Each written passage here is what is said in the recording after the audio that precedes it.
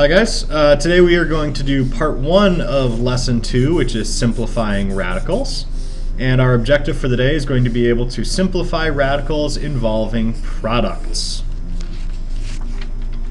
So our property for today in problem 1 is removing perfect square factors, and we're going to use the multiplication property of square roots, which says that if we're taking the square root of a times b, we can separate that into two pieces, the square root of a times the square root of b.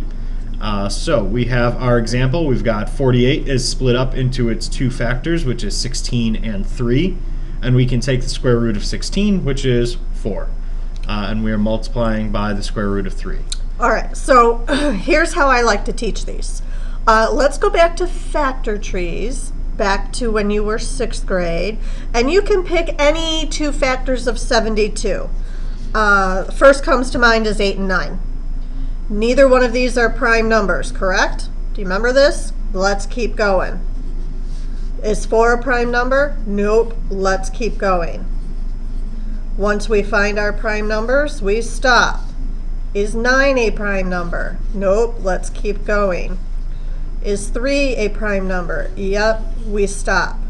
Now, for every 2, so here's what we've gotten so far. 2 times 2 times 2 times 3 times 3, right? Another way to write the square root of 72 would be to write the square root of the prime factorization. So for every pair, I take that out and put it on the outside. Here's another pair of 3s. I can take one of those out. Got rid of that, got rid of that. I'm left with a 2 under the radical. 3 times 2 is 6. I'm left with a 2 under the radical. This is your final answer. This is the simplified form of the square root of 72. Notice I didn't use any calculators. All right, so let's try 125. Let's think about, what do I have? 25 times 5. 5 is a prime number. 25 is not, but 5 times 5 is. So another way to write this is 5 times 5 times 5. For every 2, 1 comes out. Here's my answer. It's a nice 6th grade way. Okay, now another way we can look at this is we can just look at the way our theorem says, which we have the square root of 98, and we can split that into two square roots. We've got the square root of 49 and times 2. So all we did, broke it into factors. 49 is a perfect square, so we can do the square root of 49 times the square root of 2. Square root of 49 is 7, and we're left with square root of 2.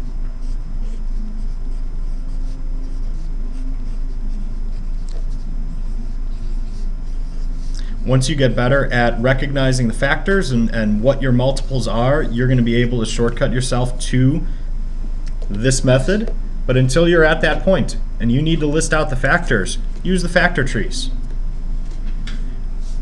So the square root of 126 is the square root of 14 times 9.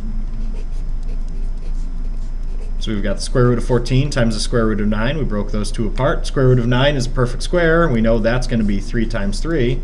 So we have this 3 times the square root of 14. I'm going to show it this way. 2 times 7, 3 times 3. So for every 2, 1 comes out. I'm left with 2 times 7, or just 14. And we don't care which approach you use to get to the simplified form, as long as you get there. Whatever works for you guys. Problem 2 is removing variable factors, and we are going to be doing the same exact process, except this time we have variables underneath our radical sign. So what I like to do when I separate them out, I always separate them into an even number and then 1. So we have n to the 7th, so we're going to make that times n to the 6th times n. And the reason I do that is because using our exponent rules from Chapter 7, yes, Chapter 7 is coming back, we know that n to the 6th times n to the 1st is n to the 7th, and we can take the square root of n to the 6th pretty easily, or any even-powered exponent. So square root of n to the 6th is n to the 3rd, and we have just the square root of n remaining. And now we can just combine our terms. We've got 3n cubed on the outside, and inside our radical is the square root of 6n. All right.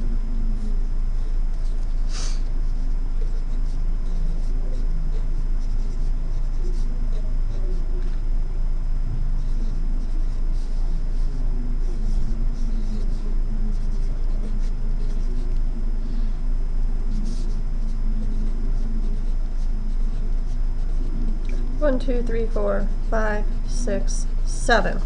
For every 2, 1 comes out. So you can see how we got the 3 on the outside, the 3 n's on the outside. What's left underneath? A 6 and an n. Same thing.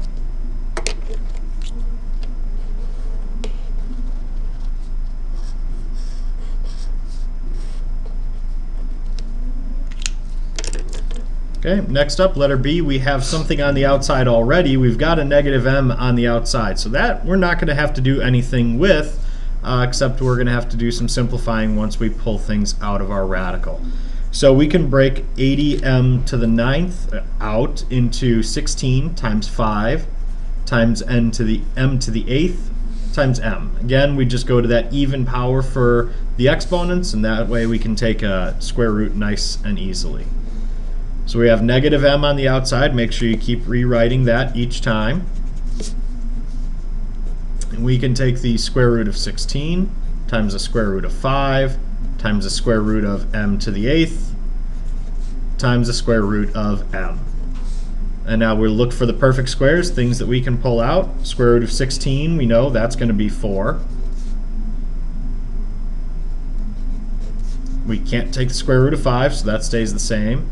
Square root of m to the 8th is m to the 4th. And we can't take the square root of m, so we just leave that under the radical. So now we just need to combine our terms, do our multiplication. So we've got negative m times 4 times m to the 4th. So we've got negative 1 times 4, do our coefficients first. That's going to be negative 4. And we've got m to the 5th power. Remember, when we multiply, they have the same base. They are both a base of m. So we are going to add our two exponents. 1 plus 4 is 5. Chapter 7 is not going away. It is coming back. And we have our radical, and what's left under it is 5 times m.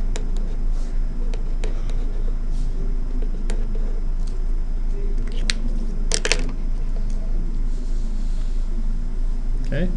Letter C, we have the square root of 243x to the 5th. We can break that into the factors 81 and 3 times x to the 4th times x. So we have square root of 81 times the square root of 3 times the square root of x to the 4th times the square root of x. So we simplify each of the radicals that we can. So we have 9 times the square root of 3 times x squared times the square root of x. Now we just need to put things in order. 9 times x squared, 9x squared, times the square root of 3x. And I guess we should just kind of point out, we've been putting these radicals back together using the exact same rule that we learned in problem 1, where we can separate them in the first place. So the square root of 3 times the square root of x is the same as saying the square root of 3x. So the rule goes in both directions. So square root of 216, y to the 7th. We can separate that into 36 and 6. We've got y to the 6th and y.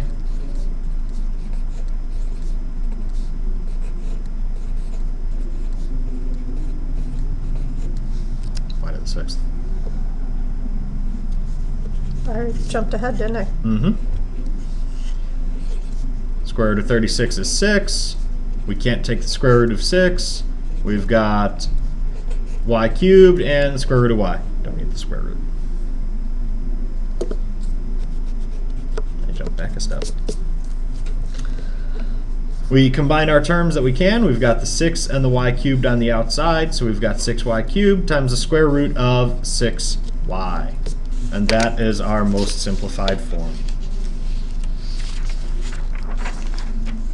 Lastly, problem 3, multiplying two radical expressions, and we want to, again, find the simplified form. So we're going to start by multiplying the coefficients that are in front. So 3 times 1 is 3, and then we multiply what's under the radical sign. 6 times 18 is 108. Now, is that our most simplified form? Can we break 108 into different factors? Probably. Oh look, it breaks into 36 and 3, and 36 is one of those perfect squares that you guys should be memorizing. So we can pull out a 2, and we can pull out a 3. Plus the 3 that's already out here. Yep, don't forget that there's still a 3 out there. And I'm left with a 3 here. Mm-hmm.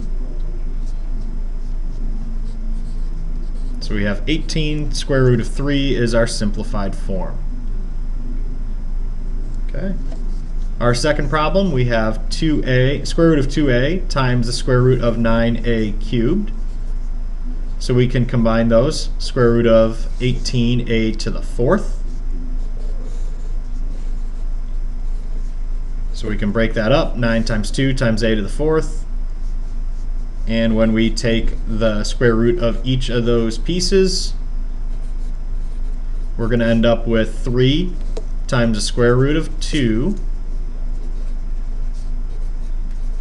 times a squared. And then we just combine them in our regular order. 3a squared times the square root of 2. Definitely re-watch these videos. You need to watch them more than once. Okay, letter C, we've got 7 square root of 5x times 3 square root of 20x to the 5th. So we multiplied our coefficients out in front first. 7 times 3 is 21. We've got 5x times 20x to the 5th. We end up with 100x to the 6th. So we take the square root of each of those pieces.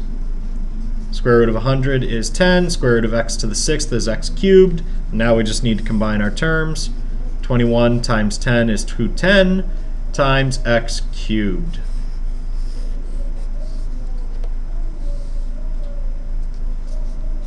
So we can multiply our coefficients first for letter D. 3 times 5 is 15. We've got 12z squared times 4z. So we're going to get 48z to the third power. 48 breaks into 16 and 3. And we've got z cubed, which is z squared times z. So we can take the square root of pieces. So we've got 4 times that 15 out front. We've got the square root of 3. We can take out a z because it's z squared. And we've got just a z left underneath. 6 times 15 is, or 4 times 15 is 60, times z times the square root of 3z.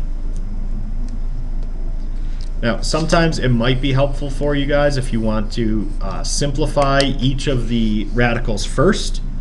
In some of those problems, that might save you some steps, but in others, like letter C, it's much easier to multiply them together and then simplify because we had 100 and x to the 6th.